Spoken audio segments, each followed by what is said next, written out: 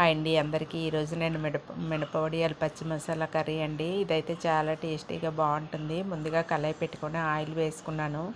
నేను కప్పు వరకు మినపవడియాలు తీసుకున్నానండి.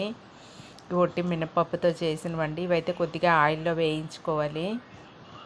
లైట్ గోల్డెన్ బ్రౌన్ వచ్చిన వరకు వేయించుకోవాలండి. తీసి పక్కన పెట్టుకున్నాను. తర్వాత కొద్దిగా ఆయిల్ వేసుకోవాలండి. పోపు వేసుకుందాము. కొద్దిగా మెంతులు, ఆవాలు, జీలకర్ర అండి, కొద్దిగా మినపప్పు వేసుకున్నాను, ఎండుమిరపకాయలు అండి, కరివేపాకు, ఆనియన్స్ అండి.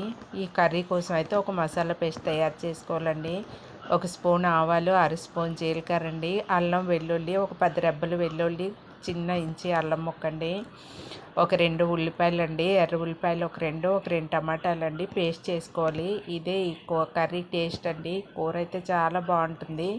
కొంచెం గ్రేవీగా ఉంటుంది. వాటర్ అయితే అన్నంలో కలుపుకోవచ్చు. వడియాలు అయితే నంచుకొని తినొచ్చండి. చాలా బాగుంటుంది. మీరు మీ ఇంట్లో ట్రై చేయండి.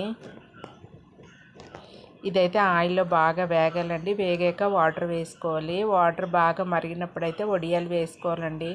వడియాలు అయితే తొందరగా ఉడికిపోతాయండి. ఇంకా వాటర్లో వేయడమే ఉడికిపోతాయండి. ఇప్పుడైతే నేను వడియాలు వేసుకున్నాను.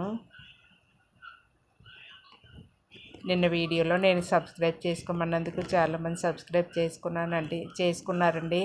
వాళ్ళందరికీ థ్యాంక్స్ అండి. సబ్స్క్రైబ్ చేసుకున్న వారందరికీ ఇలాగే మీ సపోర్ట్ ఉండాలని కోరుకుంటున్నాను. వడియాలు అయితే చూడండి చక్కగా వేగాయి.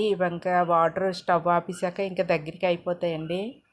ఈ కర్రీ మీకు నచ్చినట్టయితే మీ ఇంట్లో ట్రై చేయండి. వీడియో మీకు నచ్చినట్టయితే లైక్ చేయండి, షేర్ చేయండి, సబ్స్క్రైబ్ చేయండి. థ్యాంక్ యూ అండి.